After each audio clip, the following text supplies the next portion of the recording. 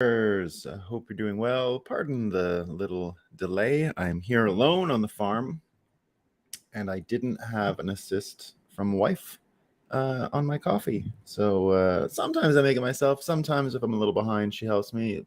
What a beautiful wife! Just the best. I'm coming at you 2 minutes late, but we're doing okay, I think. Bitcoin Graffiti gives us a Mississippi to you. Bitcoin Graffiti. We're always playing on the Japanese good morning, which is Ohio. So we like to name other states, not let them feel left out. Indeed. Bomatatus, good morning, everyone. Where do I sat? Good morning. We got a morning at Bitcoin Graffiti. Thanks. I love when you guys say good morning in the chat. It's excellent.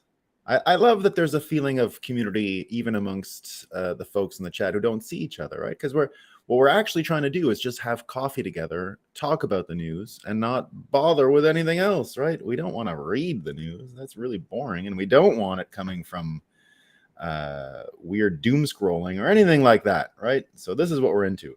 Now you can see, right, before we get to the news, you can see we got a lot of sun, so there's no emergency there, right? The sun came up this morning. We're doing great. Bitcoin is running as well, so all is right. All that's left for us to do is have a coffee and talk about what's new.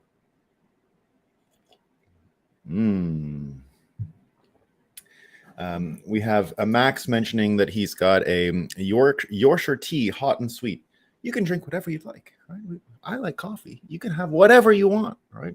I put a tiny little bit of milk in my coffee, just a little bit, just a tiny little bit.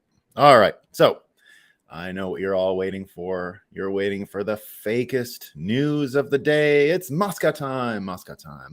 Yesterday, the Moscow Times, which is a newspaper, was actually trending, right? I don't know what they said. It's probably banned. I don't know, but I just thought it was funny. Moscow Time was actually trending yesterday. This story comes to us from our really, really, really stupid friends in Canada, right? The CBC it's got to be one of the worst. So now if you can keep up, if anyone is out there actually reading the CBC, I'm going to help you. You're going to wonder why when you're reading things about Pride, it's the last day of Pride. Yay. You're going to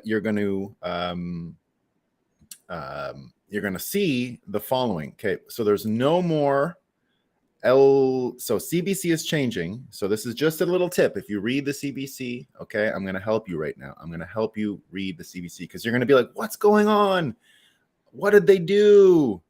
Because it turns out the CBC is changing the so before they were using LGBTQIA2S plus.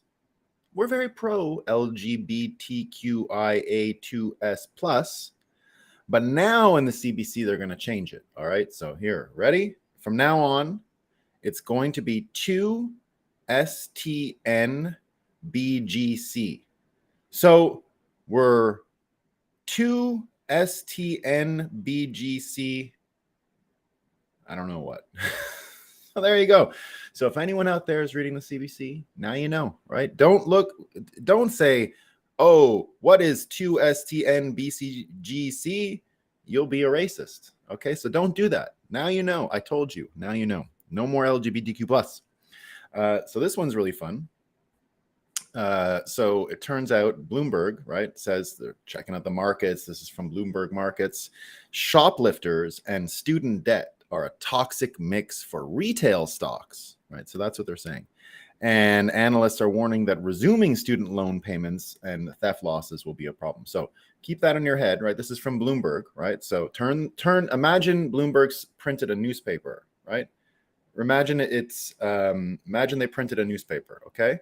Now, turn the page, Bloomberg, right? So the first one is markets, shoplifters are a toxic mix for retail stocks. Turn the page, right? So this is the next page of Bloomberg. This is from Bloomberg Business. Headline, retailers aren't abandoning downtowns because of crime. The same day.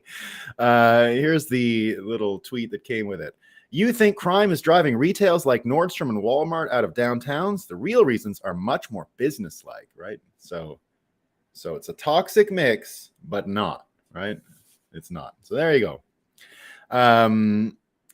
Now this is also really pretty fun.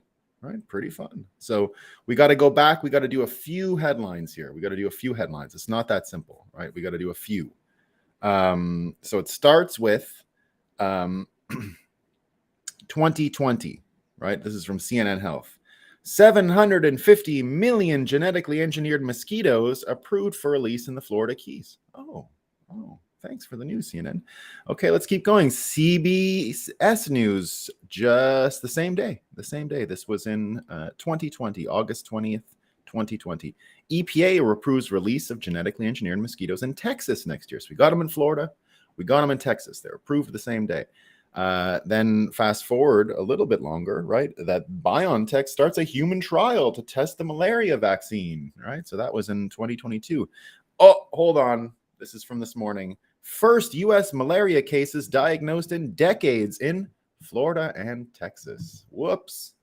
Wonder what happened there. We don't know. No one could know. It's just a bit of fake news. I have no idea what happened, right? Nobody knows. No one knows. Are the mosquitoes now giving us malaria? We don't know. Who are you going to ask? We don't know. Here's another one. This is from Associated Press, right? We love the AP. Smoke from Canada wildfires increasing health risks in Black and poorer communities in the U.S., right? Because it's going over everyone else. It's different air, right? Or maybe it's not going into colleges. This racist air. And so if it's not going into colleges, are there affirmative action implications here? Because that was the other big one. Everyone, of course, in America, if you're not from America, this next section might be a little boring to you, but it's important. Because we're going to talk about it. There's all kinds of implications for Bitcoin, and it is this affirmative action. So there is a bit of fake news to start. It's the New York Times. Breaking news: the Supreme Court rejected affirmative action at Harvard and UNC. The major ruling curtails race-conscious college admissions in the U.S., all but ensuring that elite institutions become whiter and more Asian and less Black and Latino. So quite a headline. So if any of you don't know, what happened was a couple of years ago, a couple of Asian families noticed that they were getting rejected from elite universities in America, even though their scores were really, really high.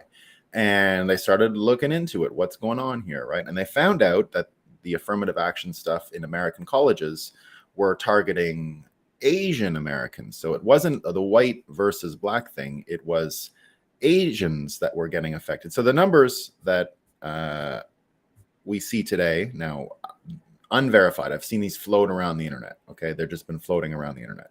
But I will give you a few points to keep you from falling into any fake news here. So first of all, Tim Young, who I like, right? Tim runs his mouth.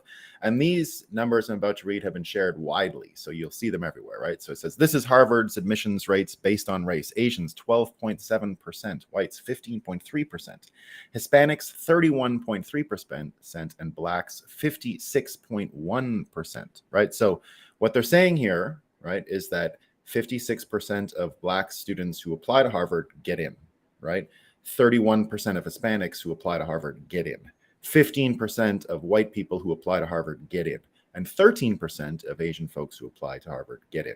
So what happened is a lot of these Asian folks were the most discriminated against, right? The success rate of application is the lowest. Now, this has nothing to do with affirmative action. I just want to give you one tip because it's part of cognitive dissonance and it happens everywhere and it's part of fake news, all right?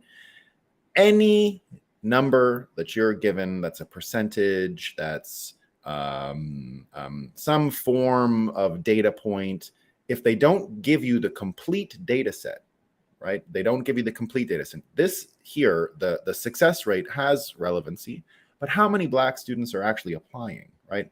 It's the total amounts. What are the total amounts of kids getting into these schools is a much, you wouldn't want to separate those two data points is what I'm saying, right?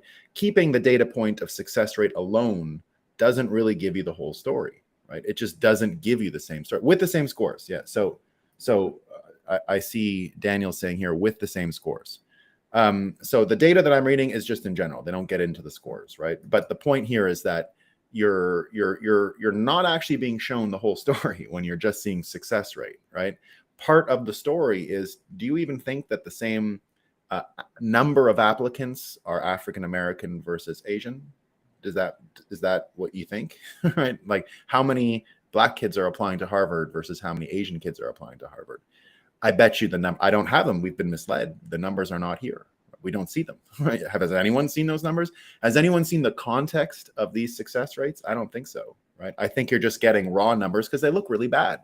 Right? They make it look like there's half the students in Harvard are Black. They're not. They're not even close. There's very few. Right? Still to this day, very few. Now, I'm not here to defend affirmative action in any way, shape, or form. I'm against affirmative action in the sense that I would agree with affirmative action for several decades, right? It's happened. And I don't think I would have been against affirmative action in the 1960s and the 1970s. I think I would understand why people would want to do it, right? I think so anyway. And I would say that you've got to continue to ask the question, well, this is to fix an improper calibration in the past. But if that's the goal of it, of course, you have to think about when you turn it down, when you sunset it, right? Like, at what point is it not fixing things in the past, and at what point is it creating new problems?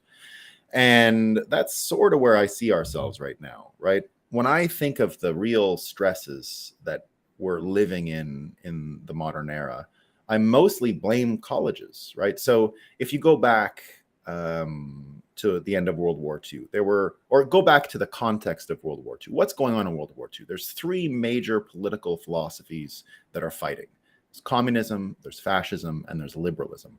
Now, liberalism at the time was already wearing the embarrassing clown makeup of World War I, right? The world believed liberalism led us to World War I. And so going into World War II, there was a reason why people liked fascism. There was a reason why people liked communism. And liberalism was still defending its track record, right? So when we get out of World War II, liberalism, of course, wins again, right? The whole world gets together. They push fascism is seen as the absolute worst because there is a sort of religious connection to them. Liberalism's big weakness, of course, was always that there was no religious motivation, right? It was just like, you can be free, you do this, you do that. And it was really just about personal freedoms and not really about a unifying theory. Of course, Christianity was a part of it, but it couldn't embrace the religion of Christianity so wholly because that would be illiberal, right? So it can only keep Christianity at sort of arm's length within its own philosophy because it had spent hundreds of years already carving out its niche as a subtraction or as something that had an air wall or a gap between Christianity. Of course, that's where liberalism came from, right? It came from the separation of church and state and what you're going to do with a state and what should it help promote and these kinds of things. So what ends up happening, though, when this war ends is that liberalism's weakness, right? Its weakness of not having any political order or religion that goes inside of it, right? It's just a sort of really loose collection of ideas and principles. What ends up happening is the universities themselves end up modifying, for the most part, liberalism, and they turn it into the managerial class revolution which we live in now. When we look at liberalism, it has nothing to do with liberalism anymore. What you think of as modern day liberalism is really an amalgamation of all three of those political philosophies that existed in World War II. You're getting a bit of communism, a bit of fascism, and a bit of liberalism, all cloaked in liberalism.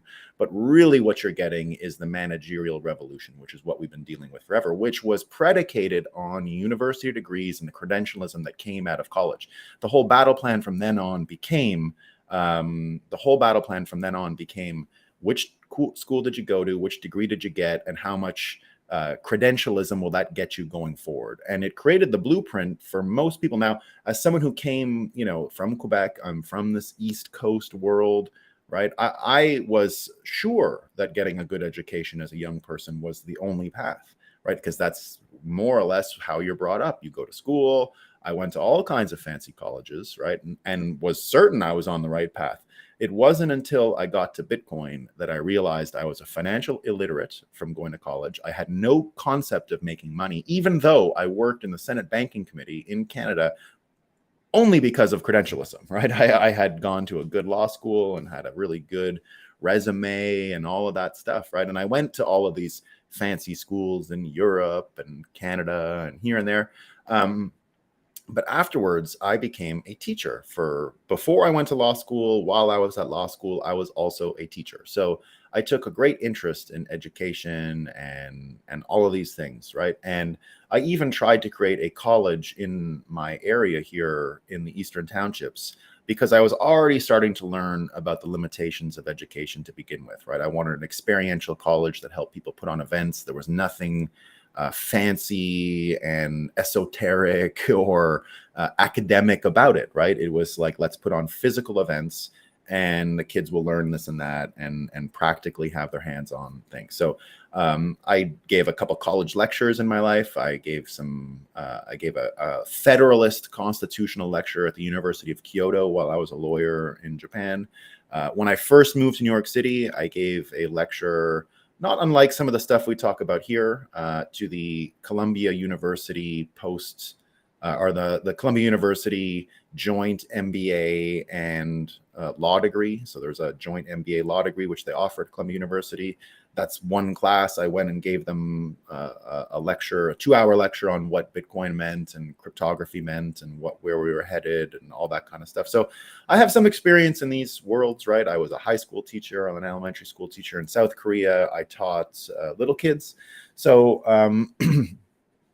I've been in the education field for a long time, right? And what I noticed after all of this, when I think of the actual problems that are in today, when I think of the mutation of the liberal mindset, because I continue to classify myself as a classical liberal, as someone who does believe in a lot of these liberal ideas. Now, I don't believe in modern liberalism. I'm a liberal who loved Donald Trump, for example, for all of his liberal attitudes, right?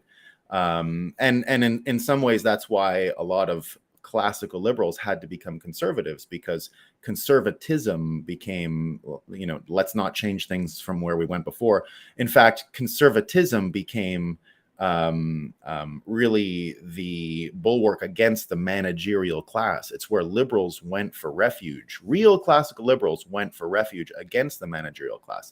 Now, what is the managerial class? As I said, it's the combination of fascism, communism, and liberalism all into one, where there is a philosophy, right? There is now a religion. And that's why you see all these kinds of people saying, oh, LGBTQ plus and the flag and all of this, seeing the world through race and seeing everything through that prism of skin color. That's part of this religion, right? Class warfare is a big part of this religion. They took that from the communists, right? Eat the rich. They took the discipline and structure and wordsmithing. So the thing about both the communists and the fascists, they were really excellent at manipulating language. It's always been a really important facet of those systems.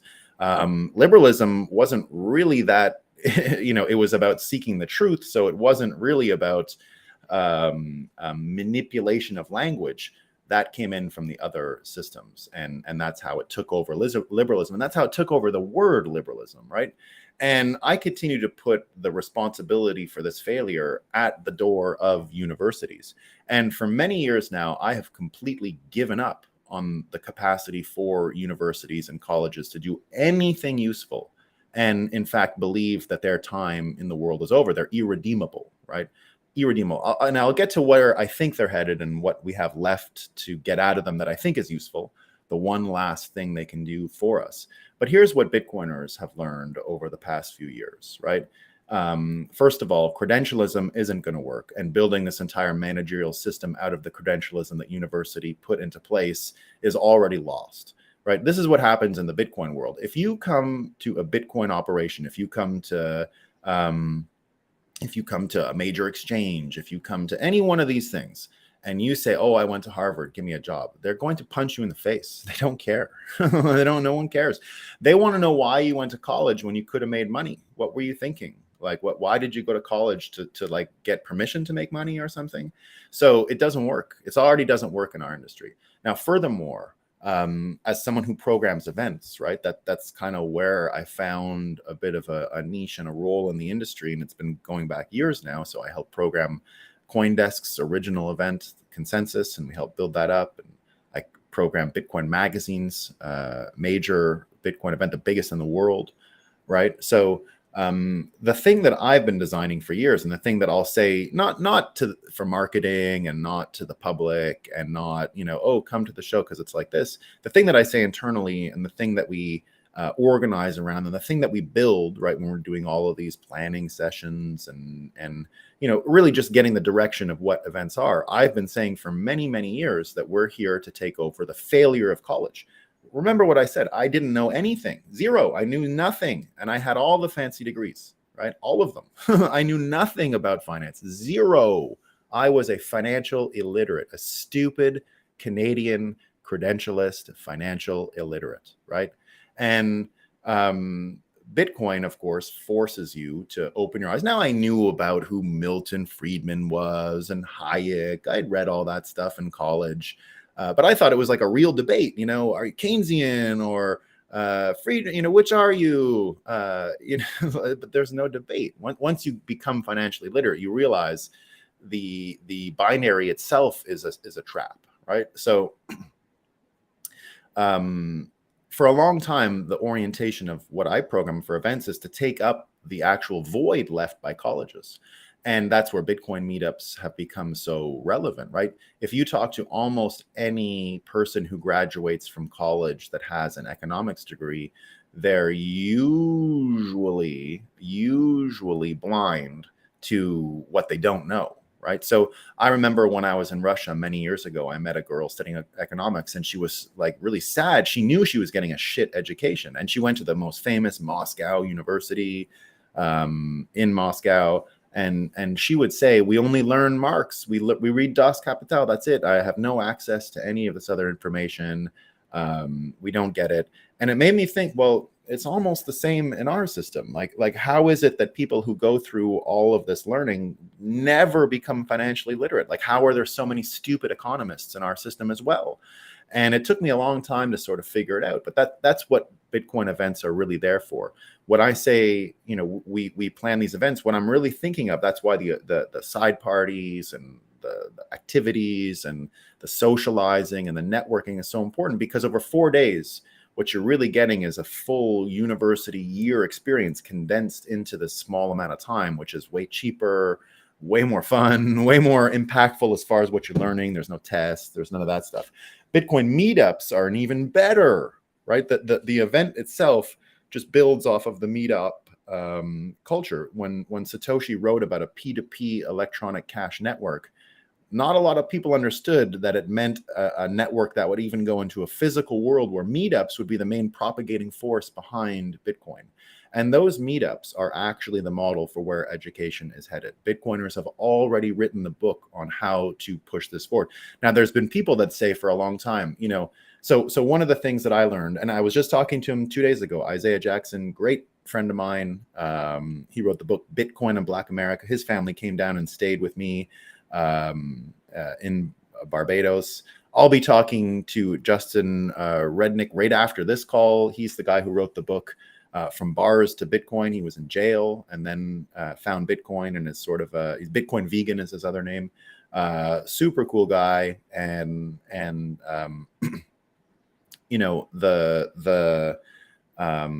the point is that Bitcoiners, so one of the things when the George Floyd thing happened, for example, right? At the time, that was 2020, I used to go to fake news all the time. I'd go on the fake news, right? I was the guy who would go on the fake news because Bitcoin was in the news. Price up, price down, hack. Mostly that, right? Price up, price down, hack. I got a call, usually once a week, and I would go on CNN or Fox or CNBC or one of these other fake news outlets. I always had a bit of fun with it. I'd always, like try to make it entertaining for folks. And I still did, for example, when Warren Buffett called it rat poison, I said, he's right. He's poisoning the banks. So I would have fun with it. But this time they called when the George Floyd thing was happening, and they're like, do you want to come on and talk about Bitcoin? And I was like, no, this is a trap. This is a scam, right? Like, there's no way I can win this. Like, this is just going to be, why aren't the tech bros doing more for Black people? And I was like, well, I'm not going into that, right? But then I had to ask myself, like, well, but who should go? And I didn't know.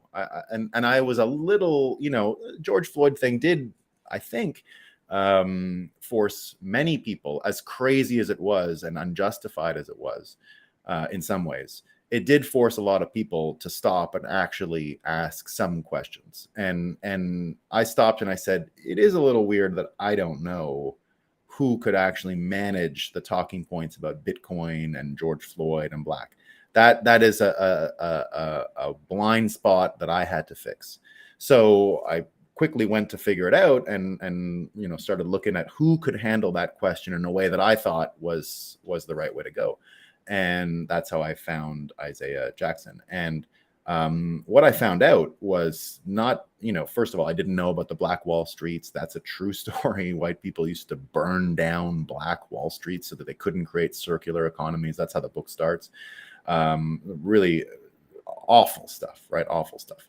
And what I started to realize, and one of the things that I thought was so useful when I started to talk to Isaiah, is he had probably the greatest answer to anyone in this time about what more Bitcoiners can do. Because truthfully, right, you don't want to be defensive, but here's how he handles it. And this is why I think Bitcoiners have solved the education problem and are really will be able to move the conversation forward so much. So here's what it looks like, right? So Isaiah, you got to say he's a Black guy, right? So he would go on these shows. First of all, he'd be talking about Thomas Sowell. I was able to book him on all kinds of shows after. Like, I was like, oh, the BBC wants to talk to you. There you go, right? Go do that one. I'm not doing any of them, right? You get them all.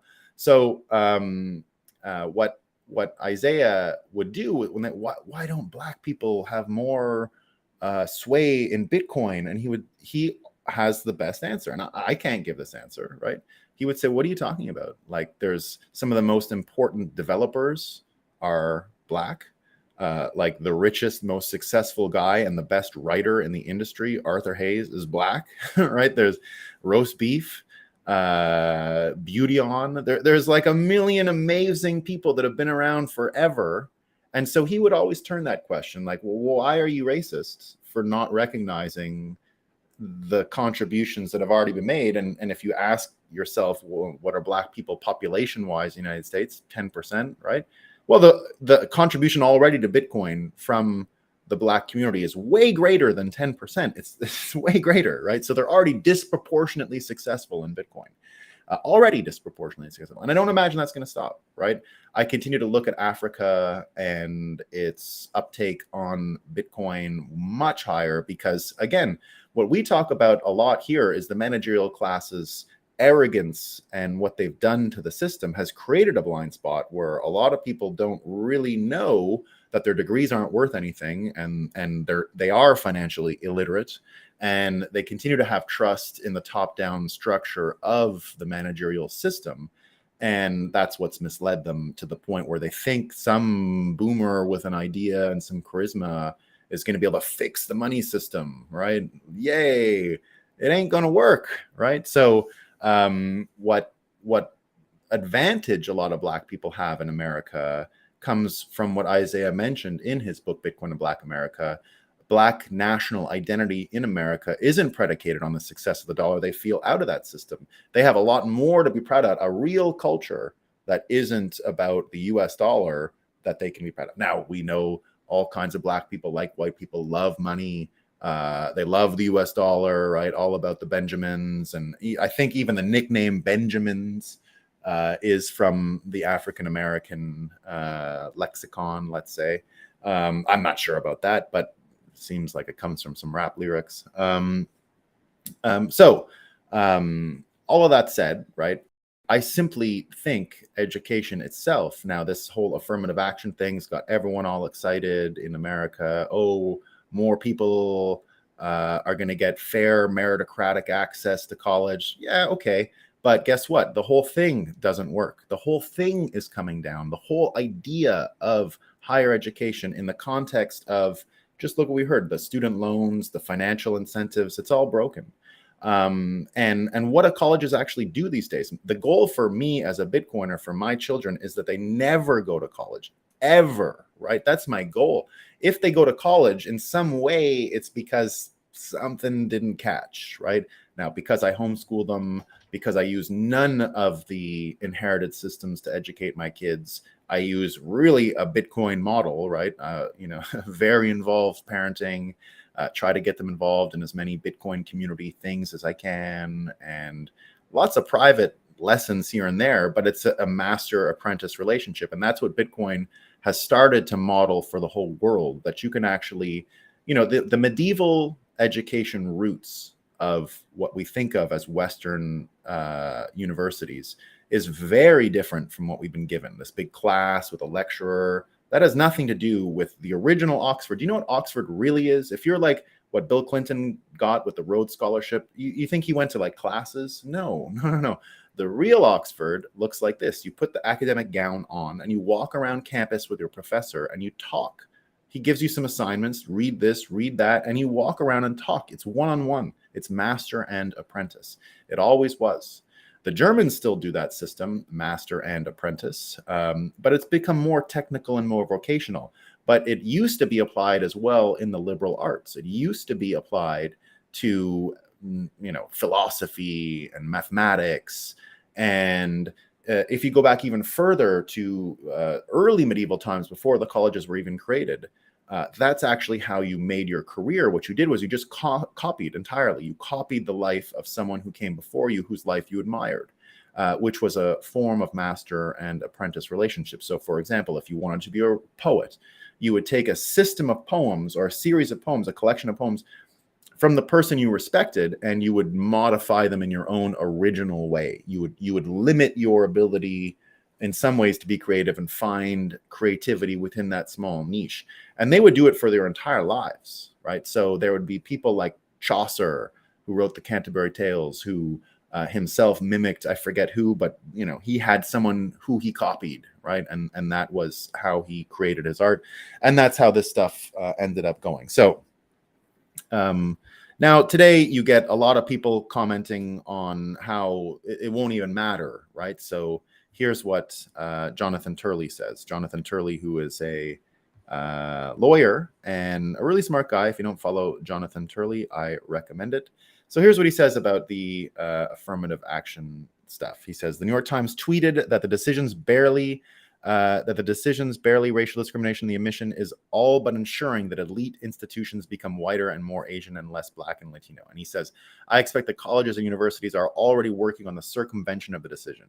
They can use essays to identify race, even encouraging students to share any struggles with discrimination.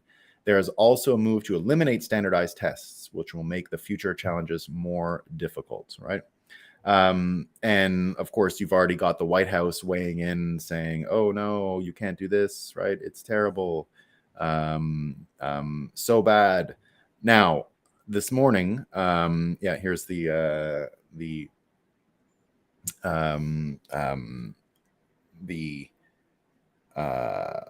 statement from, this is Joel Pollack on Biden and everyone else in the White House with regards to this Supreme Court decision. So they're asked, the press on Air Force One was asking if he would back the radical changes to affirmative action, and so these are the media who attack those who doubt elections, now suggesting that the executive branch doesn't accept the legitimacy of the court, right? Bizarrely, so that's kind of what's going on, right? Let me just see what this says. Rhodes Scholar level people that never went down the path make some of the best Bitcoiners. Bitcoin itself is the master, therefore there is no master. Yeah, Tommy, that's part of it. Yeah, that's part of it. So let's go. I'm going to get into more of the comments here in a second, guys. So I want to tie it all up, right? So lots of people now commenting on this question about affirmative action, and of course, one of the comments from RFK has gotten a ton of reactions. So RFK came out and said, regarding the Supreme Court banning affirmative action in higher education, I know many Americans feel that purely race-based decisions are unfair. However, this feeling misses important context. The effects of racist policies going back centuries are now self-perpetuating. Affirmative action understands this and uses race-based policies to undo the effects of racist policies. Colorblind admissions tend to favor those who are already in the circle of privilege. It favors those who grew up in affluent, educated households. Wouldn't you like to invite in those who have been left out in the cold? So he's saying something that people have been saying for a long time here. It's very easy to understand, right? Systemic problems require some form of systemic fix. So now a lot of people come and disagree with him, right? So this is from Scott Adams, which I 100% agree with what Scott Adams is saying here, right? If you told, so he's referring to RFK's exact tweet. He's saying, if you hold this view in 2023, you need to pass the how do you explain it to Asian Americans test. Indeed. How do you explain this to Asian Americans, right? How do you do that? Vivek Ramaswamy also saying, I strongly disagree with Robert Kennedy that affirmative action is about letting in those who have been left out in the cold. That's wrong. The majority of Black students at Harvard are not descendants of slaves, but descendants of immigrants. Giving special preferences to someone who looks like a person who once suffered is not justice. We should finally embrace colorblind meritocracy in America rather than repeat our mistakes. I agree with both Scott Adams and Vivek here, right? I think they're right, right? I think they're right. But hold on. But hold on. The game is not about being right. It's not even close. Unfortunately, that's not the game we're playing here, right? We're playing a completely different game. A completely different game. And the game we're playing, you should think of it as 5G warfare, Michael Flynn's thing. But even more, what is the main culprit? Like, where is all of the trouble coming from in the Western world, right? It's actually coming from the colleges. It's actually them, right? I'm not sure they're fixable. So here's the way to think about it, right?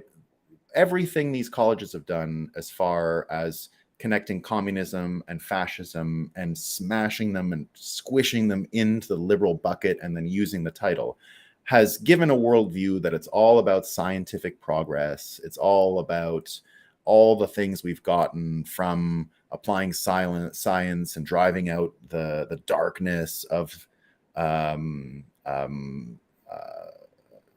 superstition or religion. But it turns out that the 20th century, based on these ideas, is one of the most superstitious and tokenizing you'll ever find in the world. And one of the interesting things that happened is the following, right? In medieval times, and in a time when people were not so educated from the system, the idea of spirituality, for example, right? Spirituality and demon possession, right? You have demons and you have spirit and you can get possessed. And, it was a very neat and tidy way of seeing the inner world for humans. But what we ended up doing was more or less just replacing the word spirituality with psychology, right? Now, the medieval people didn't believe that there was some ephemeral ghost floating around and it went in your body and then didn't. That's not really what they're talking about. They're talking about your inner feelings, your inner mental dialogue was literally spirituality. It's what you thought inside, right? In the Middle Ages, the ideas that were spiritual are what we would call psychological today, right? They were parallel. The things that the psychological world ran parallel to the physical world, in the same way that the spiritual world runs parallel to the physical world. And when we think of the psychological afflictions of loneliness, of social breakdown, well, that was what the ancients understood happened when you had idle hands, and society itself, the psychology of the society itself, was not stable. The community psychology, the collective psychology was not stable. It would invite boredoms and misbehavior at a very deep level, which they called demons, which we today call mental illness, right? But the spiritual component was simply replaced with technical words and a very surgical way of thinking about it, right? But it wasn't true. The truth was lost, and it turned it into something very sterile. Now, go back to what I just said about what Vivek and Scott Adams said about Biden, about RFK. They're right. It's true. It would be better for America to be in a meritocratic position. But what are we fighting over? We're fighting over a completely lost battlefield. There is no fixing college. It is wasted. You're not going to get like a little bit of reform. This sucker needs to go down, and hard, right? The entire overthrow of the liberal world happened through those institutions. They are beyond salvaging. There is no room for them anymore. They don't provide anything. And I think that the vacuum will be supplanted with the simultaneous collapse, for example, of Hollywood, right? So where's all that Hollywood money going to go? So this weekend, for example, we got Indiana Jones 5. It's going to be the biggest financial loser in the history of cinema ever. There's never going to be a movie that lost more money than Indiana Jones 5. And this comes on the string of Disney failing several times, right? This is several movies in a row. And suddenly Disney itself has like major financial problems. And it's just one Hollywood studio. The strike is happening right now. Now, for a while, when people ask me about events and where's it all going to head, because people in 2022, for example, when they saw how big the event has gotten, and everyone was celebrating, less this year, but in 2022, people would ask me, where's this going, man? Like, how did you ever think it was going to get this big, right? Because remember, when I started doing these events, the biggest in the world were still sub 1,000 people. Like, we were still a sub 1,000 people.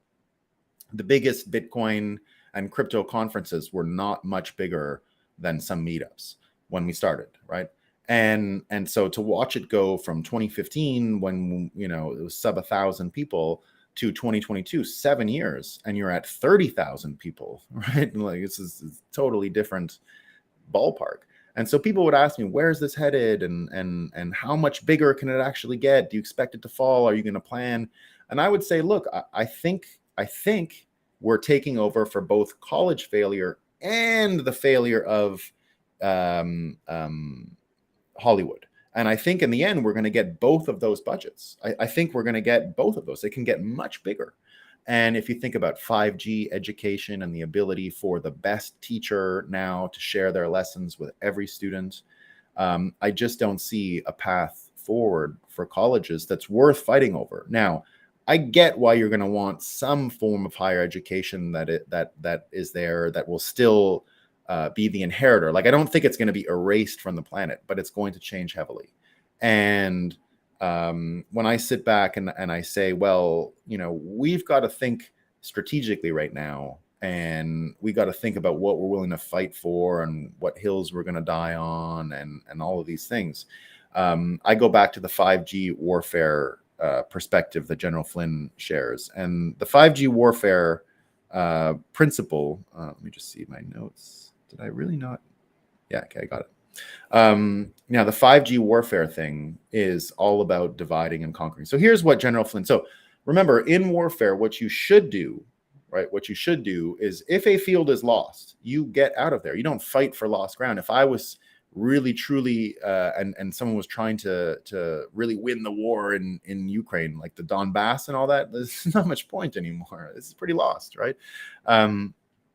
What you got to do is know when a field of battle is lost, and you don't bother with it, right? There's other fields to win and other battles to win. So this is more or less what General Flynn did when he himself was caught up in the Trump-Russia collusion thing. That's why he pled guilty, right? That's called retreating from a battlefield when you know all is lost. You'll regroup and find a way to win ultimately, but that's what you do. So here's what he says about Robert Kennedy, right? And he says this about Robert Kennedy because now remember 2 days ago we were talking about Kennedy starting to do all of these town halls. And he did one the other day that was so effective and so powerful. He just hit on every single point. And you notice a theme, right? So they tried to get him on vaccines. He cleaned it up, right? It's about making them safe, right? It's a perfect answer. So then they went after him on Trump. Trump speaks nicely of you, right? And they went after him. What do you think about Joe Biden and Hunter Biden's drug abuse, right? So they went with both of those things. And what did he say in both cases? I'm not going to criticize individuals. I love that Trump thinks I'm great. And I think, you know, Trump has these skills and thank you, Trump, right? I want to bring Americans together. And he said the same about Biden, right? You know, I'm running against him. I don't think he's up for leading. But, you know, I don't want to talk about the drugs and Hunter and all that. I'm here to bring Americans together. So General Flynn said the following about Kennedy's own defense of Trump, right? So this is what he says. Robert Kennedy scares the hell out of the DNC because he seeks to unify all Americans and clearly demonstrates the intellect and leadership to do so.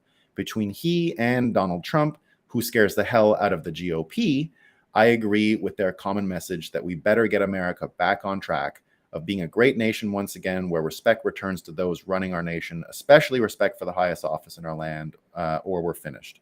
So what he says here, he goes on to say that we are in a 5G warfare situation. Where did I have that? Did I not bring it? Just give me 1 second, team.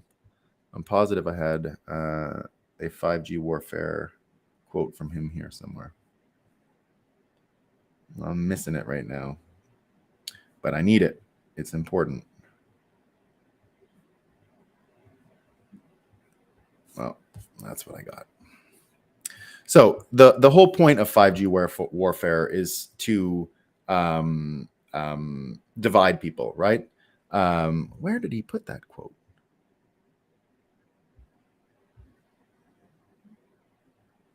Well, anyway, the point of 5G warfare is to get neighbor to fight neighbor. It is to get everyone in America fighting each other. And the formula that I've seen RFK deploy is probably the only winning strategy, right? Which is to take the moral high ground on every one of these debates. So the Hunter Biden thing, moral high ground, right? He goes to the Trump thing, right? Won't criticize him, moral high ground. Now, this education thing is not exactly the moral high ground, right? It's not exactly the moral high ground because indeed, as Scott Adams said, how do you explain it to the Asian folks that want meritocracy? But his real concern is winning, right? Really. And you've got to think in terms of what the best strategy is to take the moral high ground to win. Now, on the same day that he came out and is getting torched, right? Sticks, Hex, and Hammer says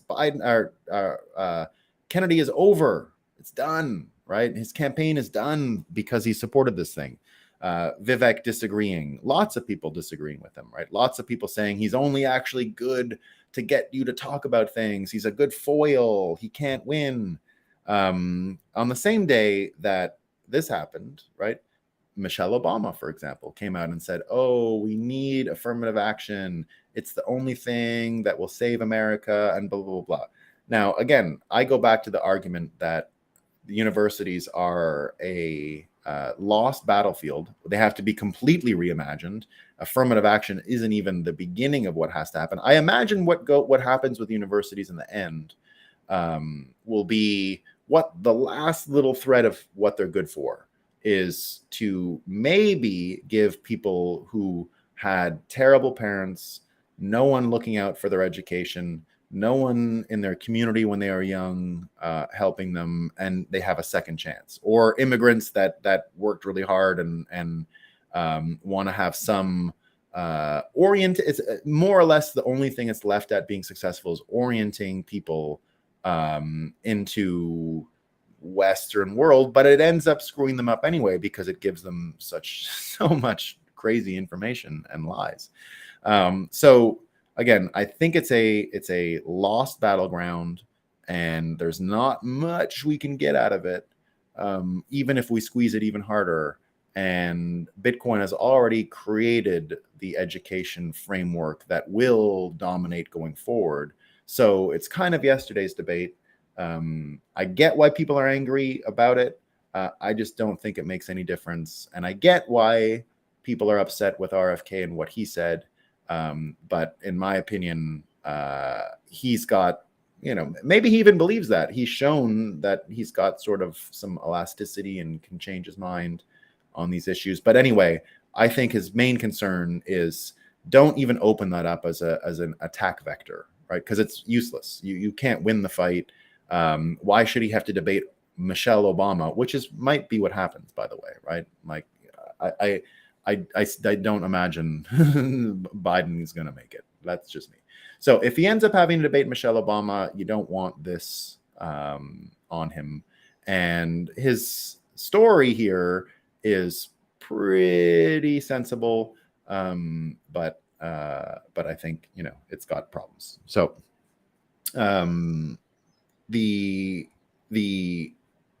managerial class debate, right? I think in the end will help, at the end of World War III, help a complete overhaul of our college system. I don't think affirmative action is even the beginning of how much change is coming for those institutions. So Supreme Court, totally within its right to do it. I get the argument, but I have no problem sort of sidelining the argument in order to win this election. So that's where I think. Tell me what you guys think. So let me see what's going on.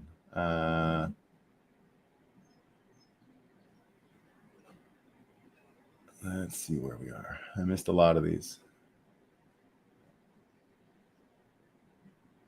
I actually love that name. So we're talking about Moscow Time University. Yeah. What do you expect from Moscow Time University? It would be a good school. I always thought we were living. Yeah, Diesel. It was a feeling I think a lot of us had. I agree. Bitcoin, Diesel. It was all about. I was a complete illiterate. I say it all the time.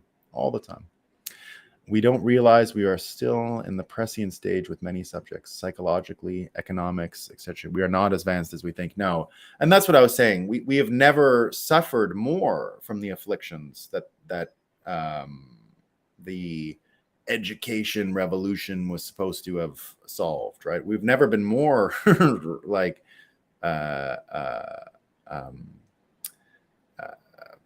easily persuaded. Let's say.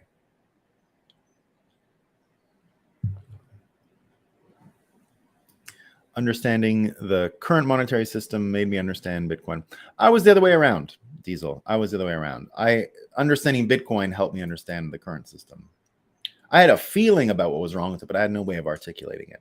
The contrast, agreed. We fall into the same traps over and over. Yeah. I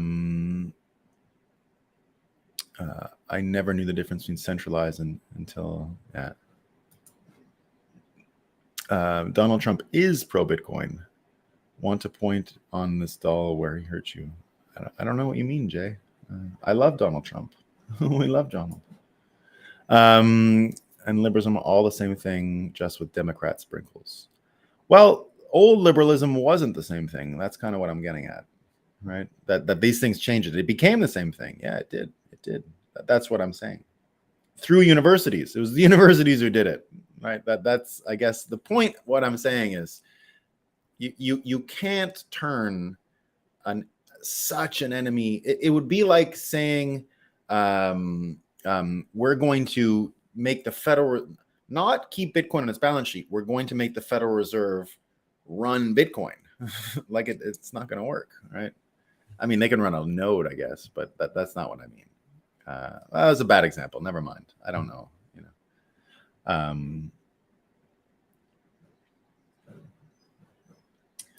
Education is free now in Europe, but still paying tax for it. Yeah, in Europe. But it's even worse in Europe as far as racism goes. I went to a fancy French school and it was government paid for, it's free. But guess who they let in? The people who did well on the test. Well, guess who that was? What if your children want to study art or math? College provides an avenue for learning that. You, as a father, have no. Well, I do have an art and math are my two subjects, but no. Look, I can imagine my kids asking to go to college if it's a better institution. But right now, like you can give me all kinds of totems about what college is supposed to be. I know what it's about: alcoholism. That's it. There's nothing else happening there, right? Nothing. Like you could say kids are going there to learn. Maybe there was a reason why we had it when the books had to be there and you had to go to the books. I get it, right? But what are you going to do when a 1-minute Bitcoin tutorial, maybe Andreas Antonopoulos does it, or some really great educator does it, and it's better than a 4-year university degree, which is more or less where we're at, right? Now I get you. Master and apprentice is still a thing. I'm not saying there's no education going on.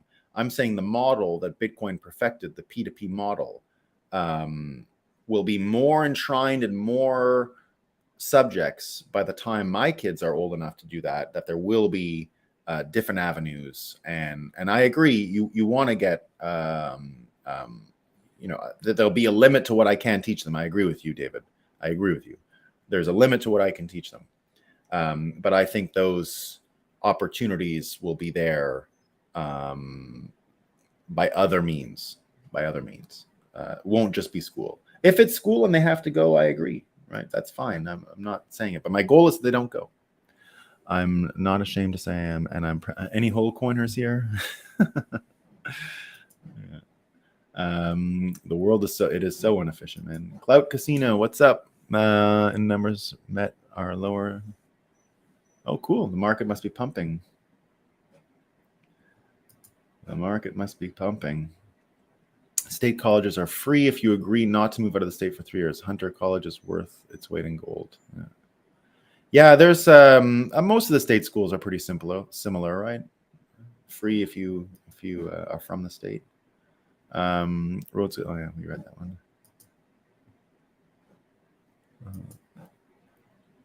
But I hope you. Yeah, look, I could be wrong about this, guys. 100%. I just think it is a,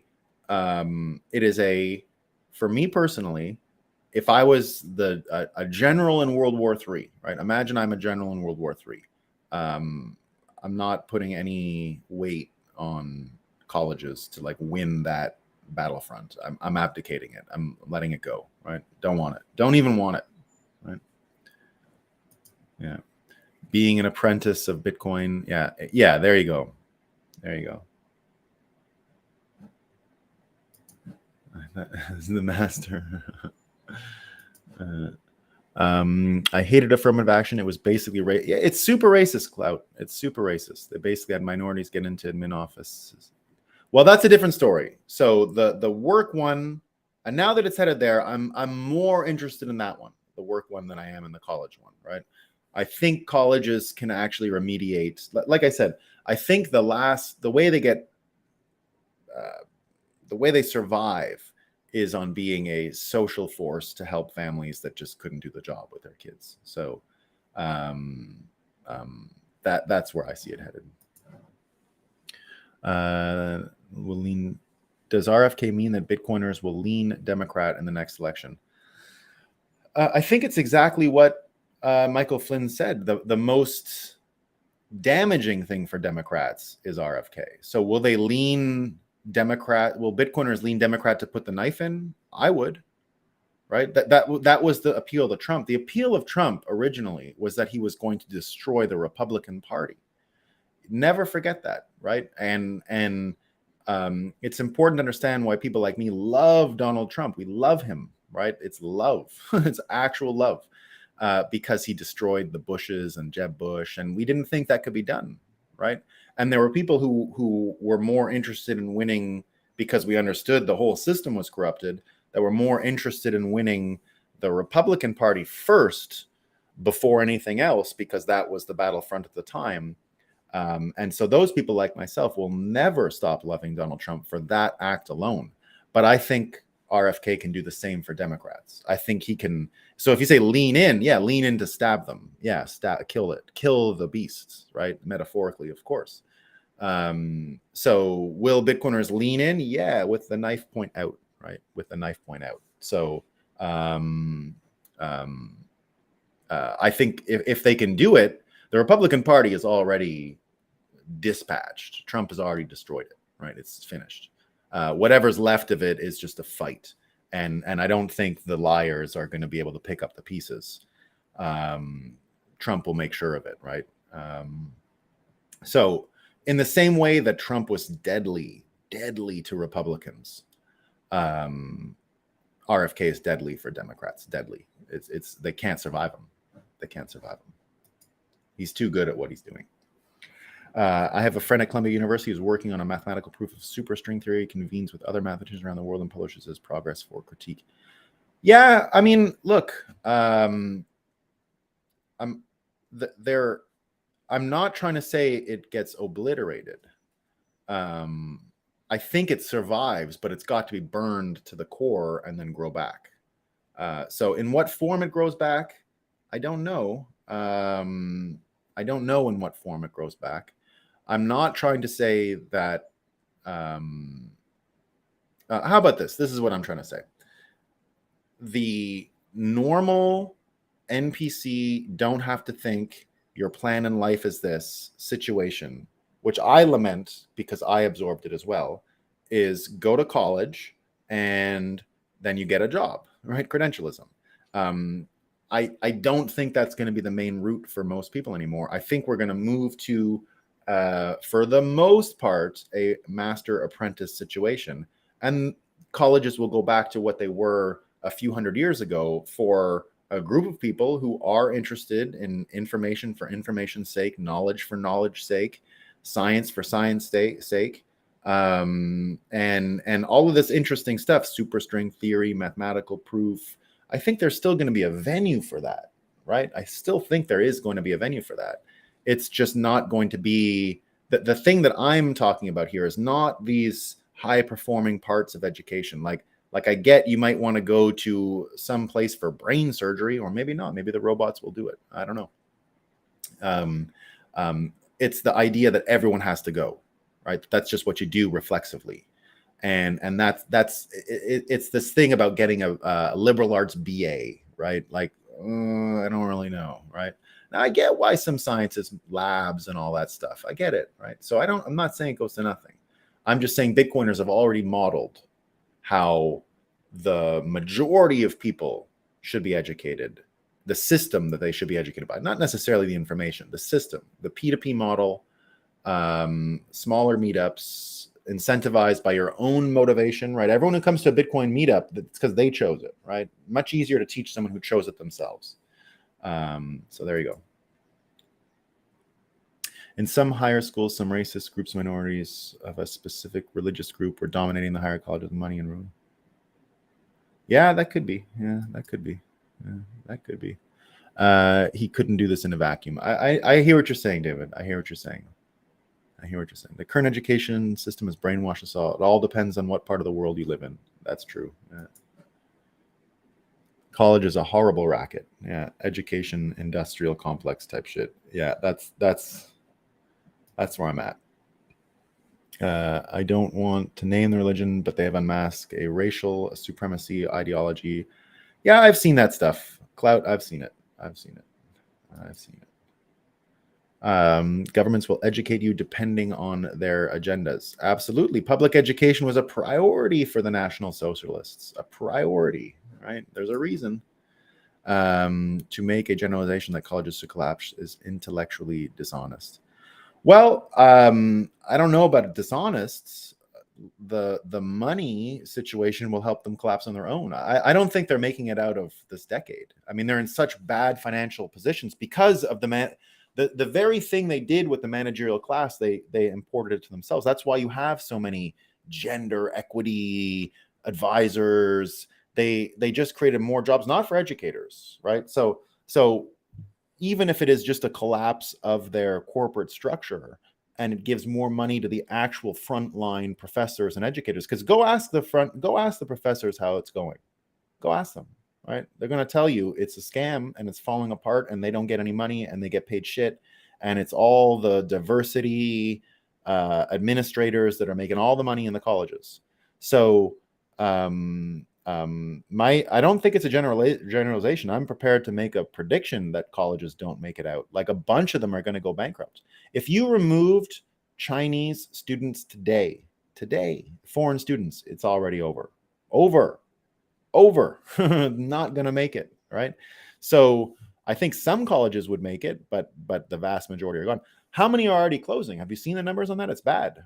It's bad. Here in New England, we hear about it all the time. Colleges closing, right? There's a bunch of towns between me and New York City that their only business is the local college, and the local college is closing. Private colleges, right? Not the state ones, but it's happening everywhere. So I don't think it's intellectually dishonest, David. I think it's happening, and the finances of it itself are going to make it happen, right? They sold people on a scam. So I just can't see it going forward. I just can't. Bitcoin movies are going to be really cringe, though. I don't mean there's necessarily going to be Bitcoin movies. Here's what I see. Like, do you know Batman, for example, is coming off trademark in like 10 years? Like anyone can make a Batman movie in 10 years. Anybody, anyone. So maybe 15 or something like that. But I already saw, like on Satoshi Wedding Murders, my graphic novel book, the first chapter. The other ones are coming, guys. I just got a couple little things. I can imagine with AI and all this technology in 10 years that a single person is going to be able to produce an excellent Batman movie. I saw someone did it with Star Wars already the other day. They did their own AI version where it was just pictures and you can read the story is being narrated and it turns the page, and exactly like my story was. So I imagine it's not so much Bitcoin movies that I'm talking about. It's the smaller production and just a different scale. The scale is changing. And that scale for high production quality and these other things, I think, goes towards education. So it's not going to be like Bitcoin narratives necessarily. It's going to be stuff that will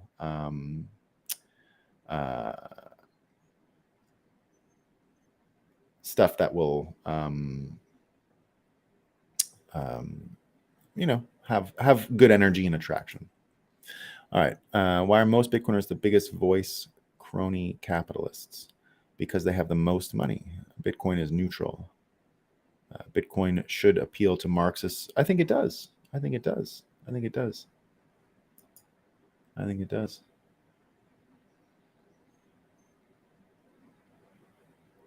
Educate yourself, people. Find the truth. Don't believe. Yeah, I agree.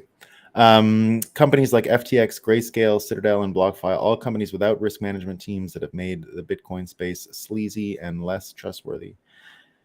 Yeah, but there'll always be people like that in Bitcoin. Bitcoin is for everyone, even the crooks and the criminals, right?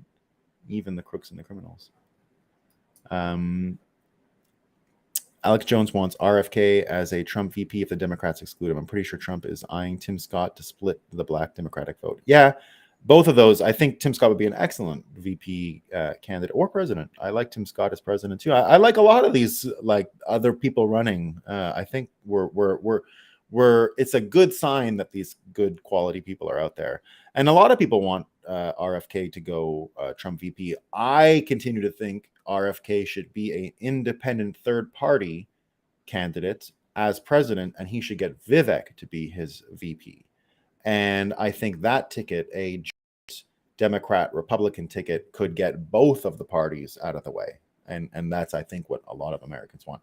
Remember, love Trump, love him. I want him to be celebrated for the rest of his life. I want him to go into US stadiums, and I want the whole stadium to cry and cheer for him. And I want him to cry because they love him so much and because he knows they love him. I want all of that, right? But I don't want him for president for 4 more years. What we're doing here, explaining a bit of the mind games around what RFK did, If it's Trump, that's all we're going to do. That's it. That's it. What did he mean? How do you explain the attack? You know, da, da, da, da. And then again, I will never forgive Trump ever for his last day in office. I love him. I love him. Love him. But sorry, I don't. Why can't I got Stella Assange to come to Amsterdam? Why can't I get Julian Assange? Why? That's Trump's fault. It's Trump's fault. All right. And I don't forgive him for it. And I don't think he needs to be forgiven for it. He made a choice. I understand what he's up against. People are trying to kill him, his family, all that stuff. I get it. It's hard. Beat it. Go away. We got a guy who's already lost his family, and he's also willing to take a bullet, right? So that's just how I think. I would be, look, if Trump won, and I'd be okay with it, of course. Love him. And I would be so entertained by the meltdown. But I want to get over World War III. I don't want to be, I don't want more, right? I'm ready for hyper Bitcoinization and less fiat dying. So that, you know, that this is the shortest route that I can see. We're still going to get there, but 4 more years of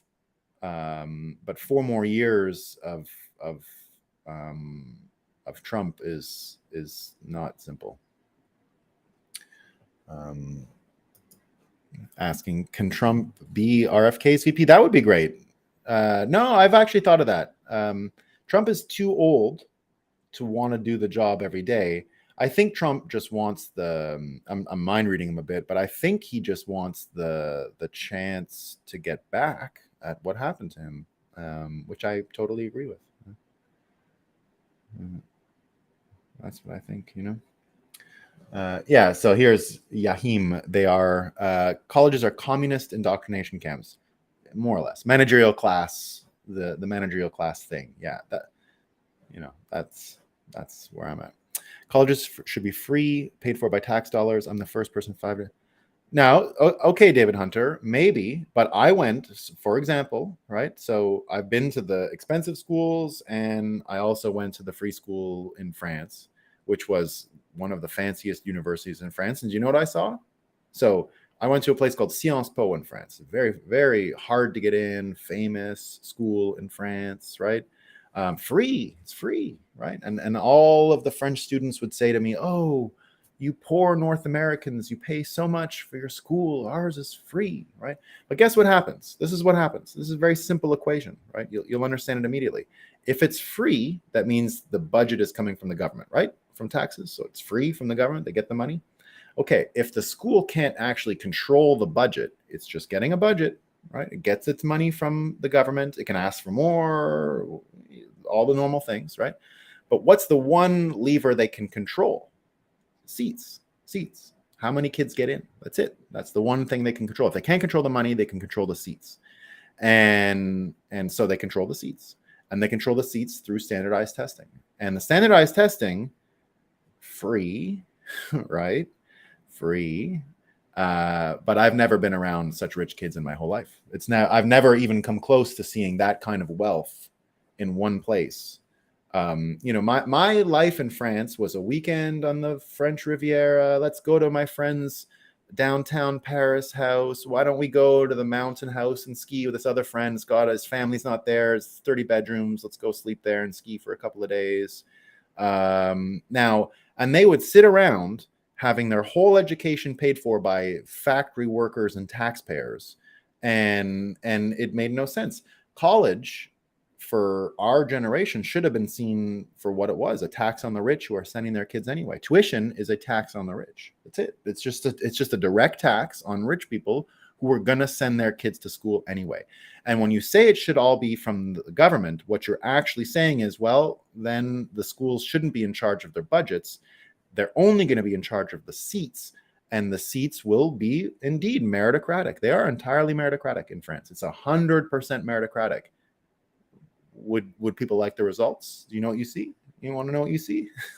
I'll tell you what you see. You see weekends in the Alps, weekends in the French Mediterranean, weekends in Paris, weekends anywhere you feel like. It doesn't, who cares? Everyone's so rich. There's like 200 students in the whole school, and they're all loaded. All of them. Maybe 1 or 2. I remember meeting some kid from I forget where, he wasn't white, and he had to work his ass off to get in there. Great, he earned it. Awesome. But the whole thing's a scam. Like, it's a scam. So when you say, like, just as an example of what it breeds, all right, let me just give you an example. This is one little story. I had a friend from that area, tall, handsome French guy. His dad was a judge. He'd been trained since a kid to go to this school, basically. And you know what he used to do as just a fun thing for fun, right? He'd just rob the local grocery store every day because he knew he couldn't get in trouble. He's just no way, right? Like pure white privilege, if you want to call it that, right? Pure, unadulterated, unfiltered.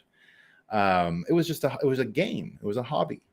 Meanwhile, you look at France today, burning to the ground, right? The police killed a North African teenager the other day. You think that North African teenager was getting trained to go? And these were also some of the smartest people I've ever been around, because their parents trained them from a young age to be that super cultured, super smart, super cultivated. France is burning, even though they have free education, and everybody went. And France is the most managerial class revolution country, other than, Canada maybe. So it's a dead end. I used to think like you, David. I used to think that it's a scam. It's a complete and total scam.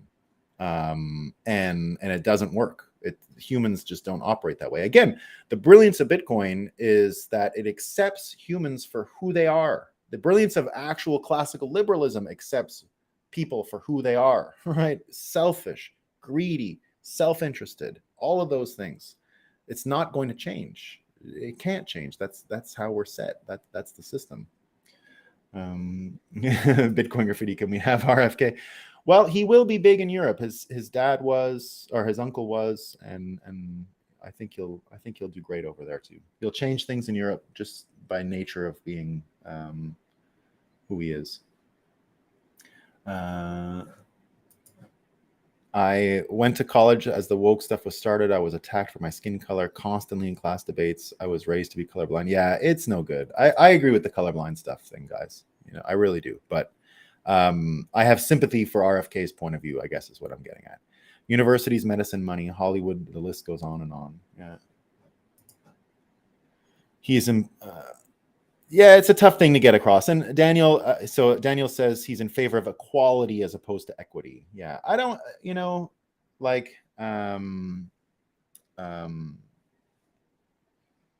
I think he's going to have to fix his messaging on it, right? But we'll see. I think you're more likely to see an RFK DeSantis ticket. I don't think DeSantis has any chance. He's so boring. It's just too boring.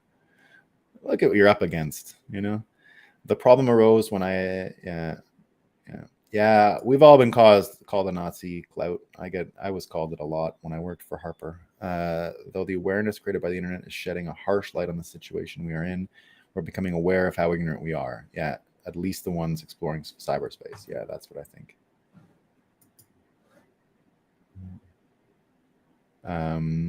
I became a Donald Trump national delegate and helped him get elected, just to spite my awesome clout. I love it. Yeah, spite is powerful. Yeah, I love his NFTs, Mr. Mendez or Miss Mendez. I'm a big fan of Trump's NFTs. We laughed about him here the first day, and then we realized we made a mistake. Never laugh at Trump when it comes to self-promotion. He's one step ahead of you. If education is paid through tax, it's not really free, is it? It doesn't compete against the internet. It doesn't even come close. Yeah, it doesn't even come close. I don't understand why we have to throw people into rooms and educate. Life is education. Yeah, that's where I'm at. That's it. This system is what's not. It's abandoned ground to fight over. I wouldn't waste a minute fighting over universities if I was. And we are. Look, Bitcoiners, we are on the battlefront of World War III. We're the beachhead here, and I don't think we need to care about what's happening in colleges. As a Bitcoin, we have events, we have meetups, we have much better systems, and we're going to continue to propagate our systems around the world. So this is just a competing system that's dying, and the order in which it dies is kind of irrelevant to me, or who's around when it dies is kind of irrelevant to me. Stop school subsidy. Universities have placed a network with the affluent as part of an old class system. Yeah, you know, the Carol Quigley book, right? What's it called again? You know, he's got a famous, I can't remember the name of the book. But that's more or less it, right? That think of it like this: the whole world. This is something Balaji talks about a lot right now. Basically, you had a glass full of ice in the 1800s, and what happened was the ice, the liquid, the substrate got warmer and warmer and changed so much over those times. You had a couple of ice cubes left at the top, which were the old political order. So you look at the economic and social order in the 1800s, changed so much with the Industrial Revolution, the Civil War, but the political order was the same right up to World War I. And in the end, those were just ice cubes that melted at the very end. What we're seeing now with colleges is the same as that order. The world has changed so much with the internet and all this stuff, and the substrate itself is different. And you can still see a few of the ice cubes on top, but they're sinking quickly. They sink at the end and very quickly because they melt. And universities are just one of those things. It's the same as the way the liberal nation states were conducting themselves pre-World War I. And so this whole, you know, the Carol Quigley book is really about that. It's about, and this is one of the most important historic books written about that period. We're seeing a repeat of that with different players. And so colleges, to me, is one of those things that has resisted change from the bottom up. It is another one of those that's why the ice cube is so apt. It's a sort of a top down. You would be confused if you just saw ice at the top. You'd think it was still an icy drink, right? It's not the icy drink it was. It's not even close. Most of it is melted. What's left at the top is about to go. And colleges are the same as that, right? It's a part of the Carol Quigley model. You're right, 100%. To pure internet education is winning. Spark says, we're coming to Vermont, Nolan. Toronto just elected the worst mayor possible. Sparks, I've met her before. She's not that bad. Honestly, she's kind of cool.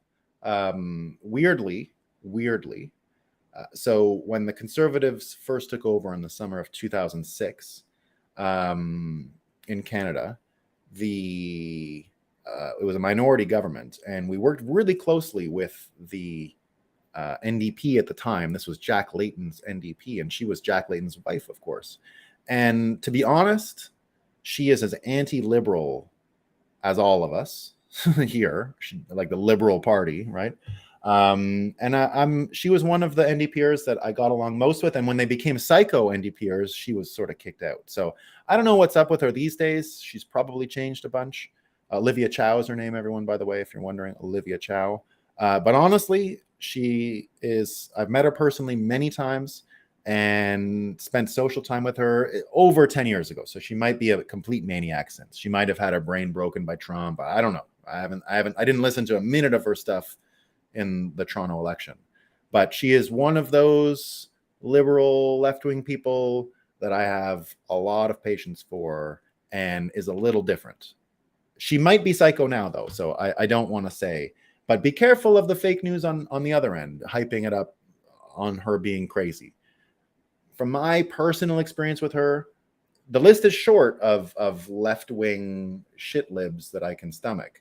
She's one of them, personally. Now, I don't know anything about her politics, and as I said, I didn't pay attention. I don't know what's going on. She might have had her brain broken by Trump. Her husband's been dead for 10 years. Don't know what's going on with her. But I liked her husband. He was cool.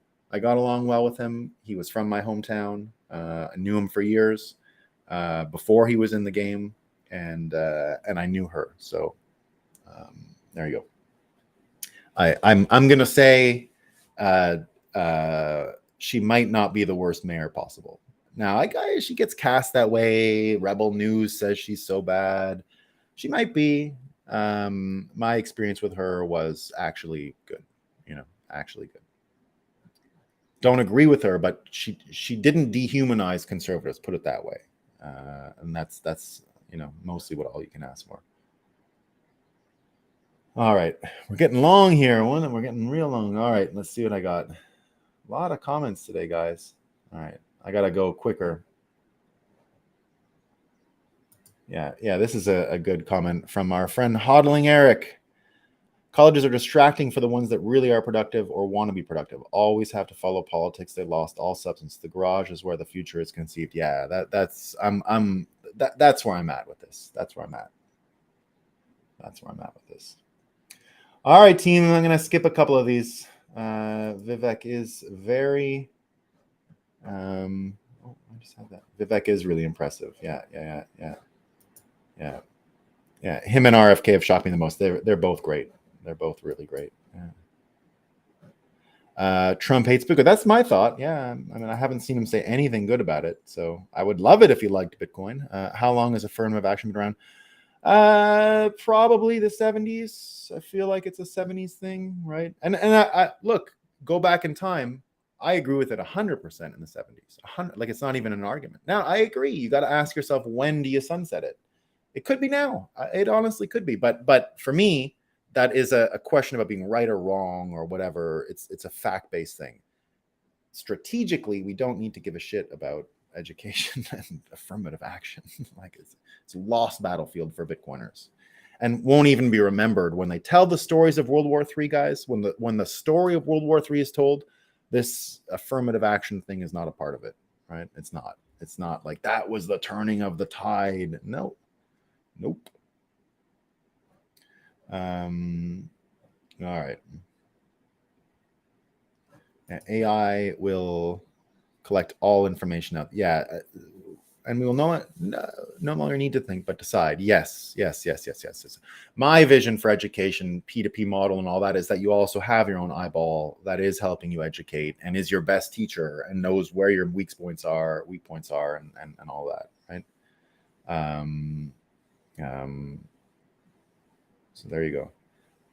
Give me a yearly free Mac and Starlink. I'll take that any day instead of primary school. It will be cheaper too. Win-win. Yeah, absolutely.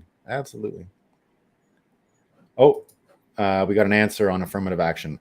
President Kennedy enacted the first, affirmative action law in the early 60s. I didn't know that. Wow, thanks for the note. Thanks for the notes. Carol quickly. Tragedy and Hope. Thank you. Tragedy and Hope. Yes, indeed. Tragedy and Hope. Yeah, great book. And Diesel has reminded you all to destroy the like button.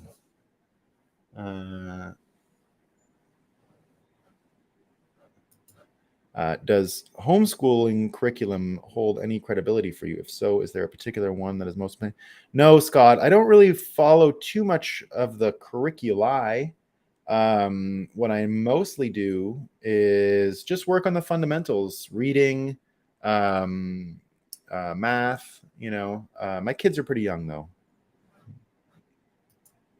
All right, I'll give you David. Let me do one more point. Your experience with the college was totally different from mine. Students were all income classes. My parents kicked me out of the house and told me to get a job at the gas station or Home Depot. College saved my life. Our experiences are anecdotal, but I do want to say this. All right, as someone who also came from a poor family, I worked in restaurants from age 13 on. I'll always appreciate the education I was given in Quebec. That was a public education, right? And I'll never turn my back entirely on, I guess you could say, government systems of education. I'll never turn my back entirely because it worked for me. But the world changed from when I was a kid to now. The excuse to have to go to where the books were is gone, and the systems have changed. So I agree with the spirit of what you're saying, and I recognize it in my own education. My parents were not both of my parents didn't finish high school, right? Both did not finish high school. There was a hard cap on what they could teach me. So, but they worked hard. I learned work ethic from them. My mother was a waitress. That's why I worked in the restaurants. I learned customer service directly from her. She was a very good waitress and made a ton of money doing it. My dad had a bunch of skills that I also learned. And so I would have gone nowhere if it wasn't for the public education of Quebec in the 1990s. And so I do appreciate it. I'm not trying to say I come from a point of view that, it's all crap. But it's not as simple as you think. It's not just about giving money. And anyway, the system has been so altered by the internet that it might not make sense. And if I'm sitting here on the battlefront of World War III and I see a field of rhetoric and Michelle Obama is over there on her moral high ground, I'm not going up that hill. Like, I'm not fighting there. I can't win. You can't win. If white Republicans remain so stupid that they don't understand that nuanced racial arguments where Black people aren't going to be given extra stuff, right? It's not going to work. Like, it's a waste of your time. There's better places to argue and put your energy. And I think, Black Bitcoiners, white Bitcoiners get that. And that's why, I guess the whole point today is just to not get caught up in this affirmative action thing one way or the other. It's not the future. It's not what we need to have happen to win. It's not a big day in America. It's big that the troubles people have experienced, like that young boy that went viral, right? Really handsome young man, best GPA. If anyone saw it, it was a compilation of him every day opening his email for all the schools that said no to him because he's white, right? Truthfully, he's white. Right? That's why he didn't get in. And he's just taking it like a good boy in the sense that he's like not getting angry. He's kind of laughing it off. I feel terrible for that kid. I mean, that is absolute injustice. Absolute injustice. But is it strategically important? He's fighting over lollipops or beer money, right? He didn't get to go to the bar. That's what I see, right? A young kid like that, it might seem like it sucks now. But that's why we call this show The Breakup, right? Breaking up is hard to do. It's not easy. That kid was being forced to break up with a system when they wouldn't let him into the Ivy League. He was being forced. Now, a guy like that, when he realizes it's a scam because he's been let out of all the universities, right? You know how much better it is for him, and maybe he might become a Bitcoiner tomorrow, right? You know what we need? People who had the highest GPA who got not allowed into Ivy League schools to be so orange pilled by that experience, they become Bitcoiners and they work on things that will actually help. So look, I agree that there is a place for this. The world just changed so quickly and we got to calibrate on the fly, and we're in the middle of a world war, and to win this war we can't go into battlefields that don't matter. And I know it sounds ridiculous, but education doesn't matter anymore. Bitcoin events, Bitcoin meetups have shown the path. We're going to use that system to educate everyone in a P2P way, and the internet is going to help us get there, and AI is going to help us get there, and all this fighting over colleges won't matter. So, that's what I see. All right, an hour and a half this morning. Geez, no kids here today. I'm alone at the farm, by the way. So they all went to Montreal with those guests that were here yesterday. So they all went to Montreal for the day. But it would be the same thing over there. It would be, two families in the same apartment. So I stayed here. They're coming back here tomorrow. Tomorrow is Canada Day. We'll be going live in the morning, but then afterwards I'll be going to Canada to enjoy some picnicking and other stuff. All right, team. Thanks for everything. Let me get a little bit of this up. There we go. Peace, Patrick. Peace, everyone. Thanks for coming this morning, and see you tomorrow.